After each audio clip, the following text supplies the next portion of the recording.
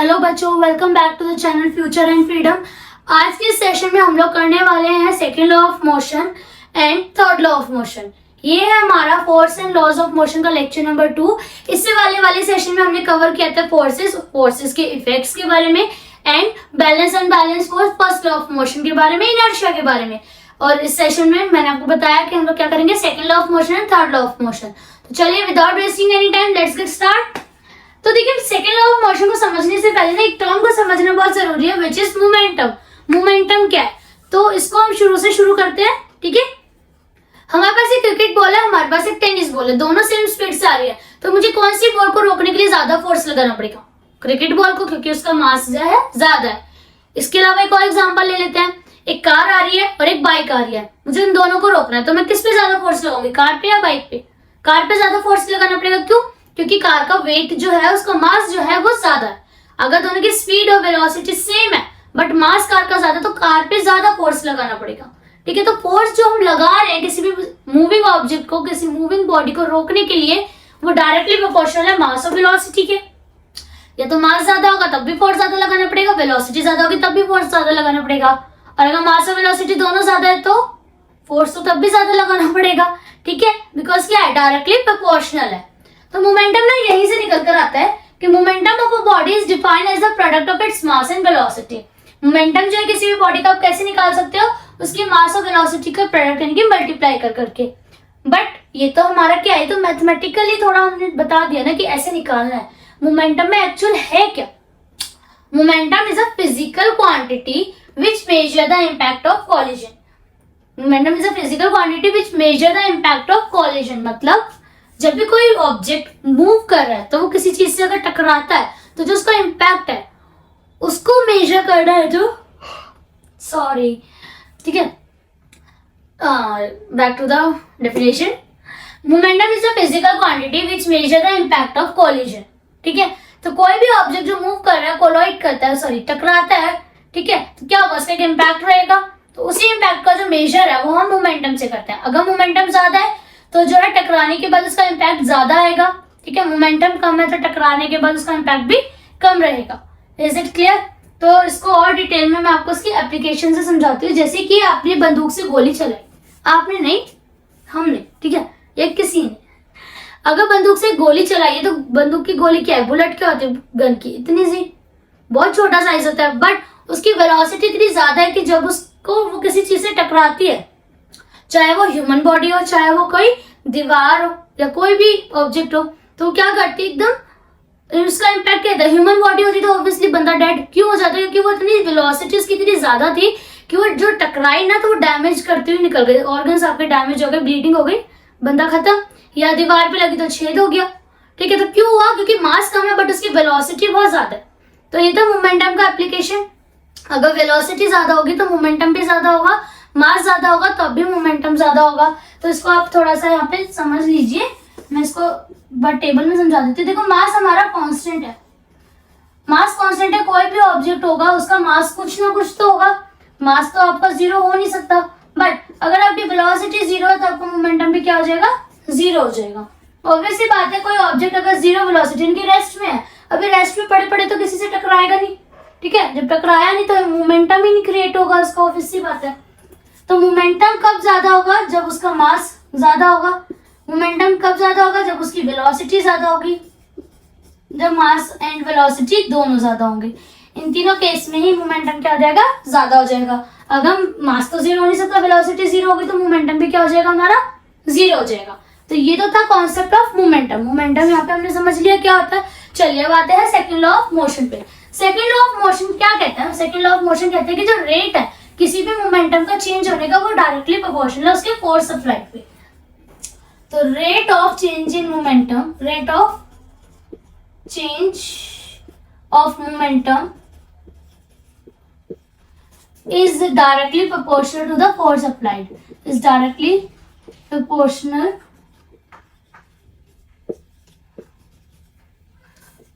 to the force applied। ठीक है, तो क्या है, यानी कि जो फोर्स हम लगा रहे हैं वो डायरेक्टली प्रोपोर्शनल है किसके, चेंजिंग मोमेंटम के।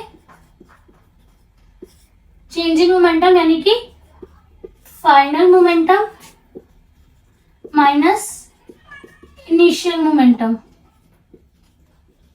अब देखिए रेट का मतलब होता है टाइम,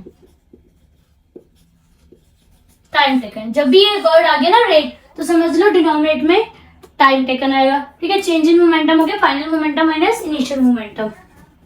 तो इसको मैं अगर सिंबलाइज करूं, फोर्स को हम एफ से डिनोट करते हैं, फाइनल मोमेंटम की m v minus m u upon t, m common ले लेंगे v minus u upon t, m is equal to sorry f is directly proportional to m में, f is equal to k m में, k हमारा constant है। समझा रहे, 2 minute दे दो। देखिए फोर्स क्या था, final momentum minus initial momentum upon time taken. Final momentum को हमने mv से डिनोट कर दिया, इनिशियल को हमने mu से डिनोट कर दिया, time is t। m common लिया तो v minus u upon t आ गया, and we know that v minus u upon t is equals to a। Acceleration क्या था, change in velocity upon time, तो हमने v minus u upon t की जगह लिख दिया a।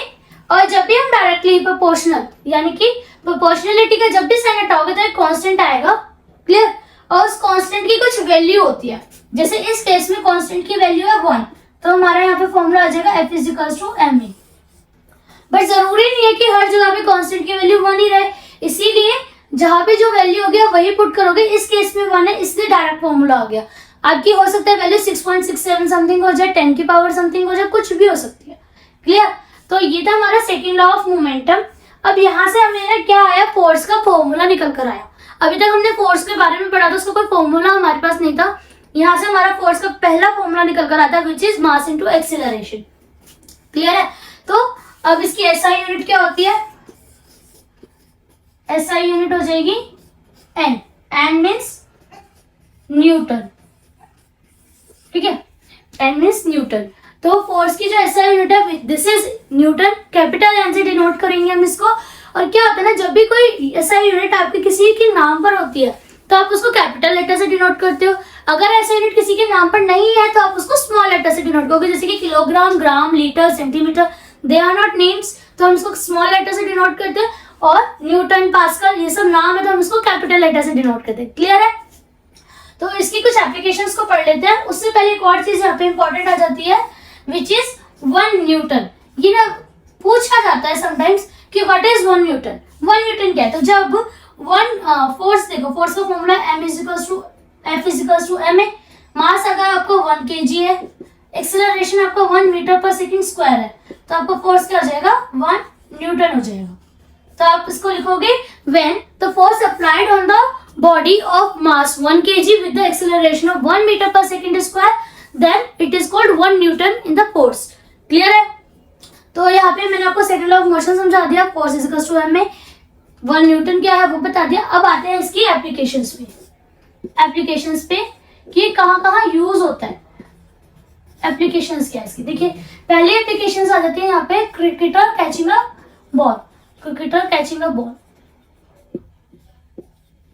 तो क्या होता है कि ना क्रिकेटर क्या बॉल कैच कर रहा है, मतलब देखिए कोई बॉल है, किसी बैट्समैन ने उस बॉल को हिट करा, बहुत स्पीड से आ रही है, तो क्रिकेटर क्या करते हैं उस बॉल को ऐसे कैच करके, आपने नोटिस करोगे वो पीछे की तरफ उसको लेकर आते हैं।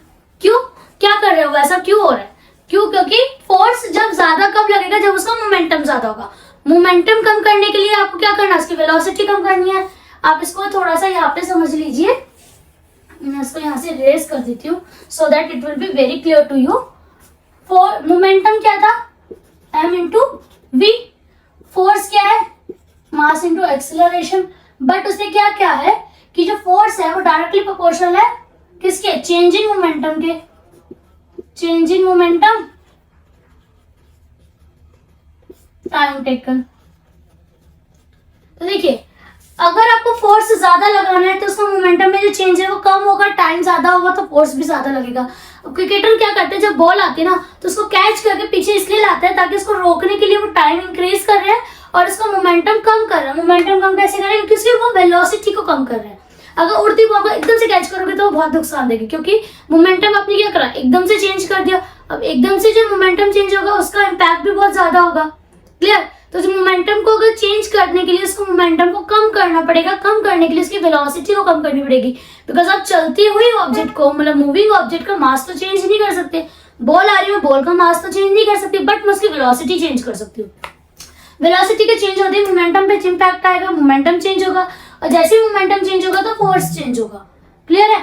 तो सेकंड लॉ का क्या था, चेंज इन मोमेंटम क्या है, डायरेक्टली प्रोपोर्शनल है हमारे फोर्स के।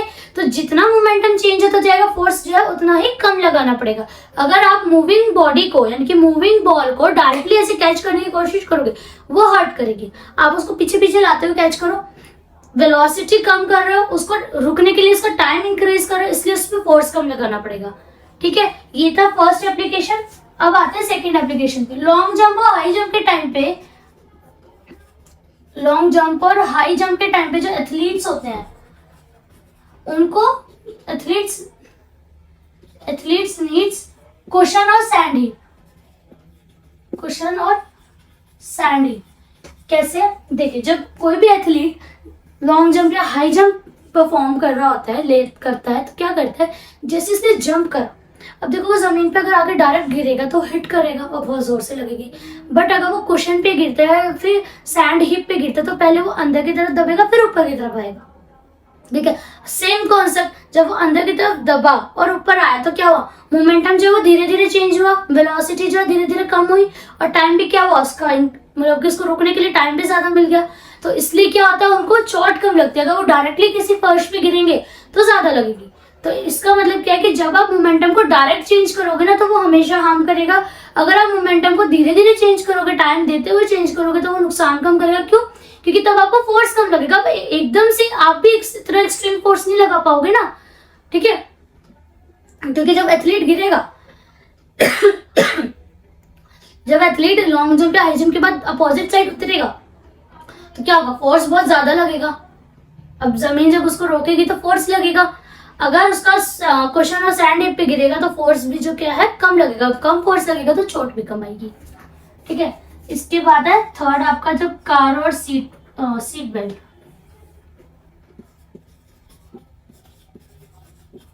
सीट बेल्ट में क्या होता है कि ना, जैसे आप जा रहे हो, ठीक है, एकदम से ब्रेक लगी तो अगर आपकी सीट बेल्ट क्या करती है, आप पहले आगे की तरफ झुकते हो, ठीक है, फिर पीछे आते हो। तो क्यों होता है ऐसा, क्योंकि आपका इनर्शिया तो वर्क कर रहा है, नो डाउट, इनर्शिया की वजह से तो झुके, बट जब आप आगे की तरफ जाके पीछे की तरफ आते हो ना तो आपका मोमेंटम यानी कि जो वेलोसिटी है वो भी कम होती है।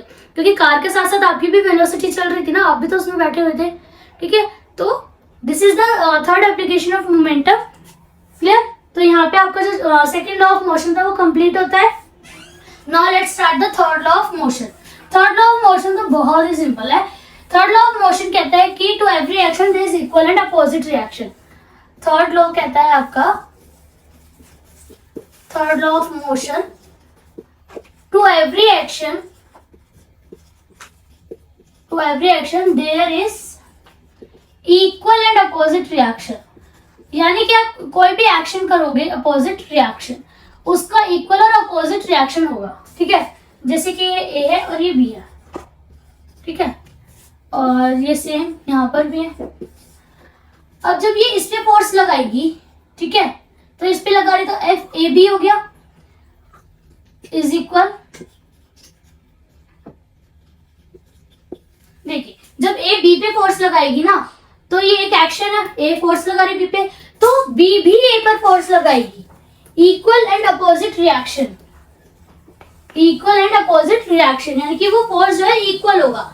जो फोर्स ए बी पे लगा रहा है वो बी ए पे भी लगाएगा और अपोजिट डायरेक्शन में लगाएगा, यानी कि फोर्स जो है वो इक्वली अपोजिट होगा। ठीक है, इसको ऐसे समझिए कि आपने बलून में एयर भरी, ठीक है, बहुत कॉमन एग्जांपल है इसलिए मैं समझा रही ताकि इजीली आ जाए। बलून में एयर भर के जब आप बलून को छोड़ोगे, आपने एक बलून लिया, उसमें आपने एयर भरी, तो जब आप बलून को छोड़ोगे तो ये क्या होगा, पीछे एक्शन होगा तो बलून आगे की तरफ भागेगा।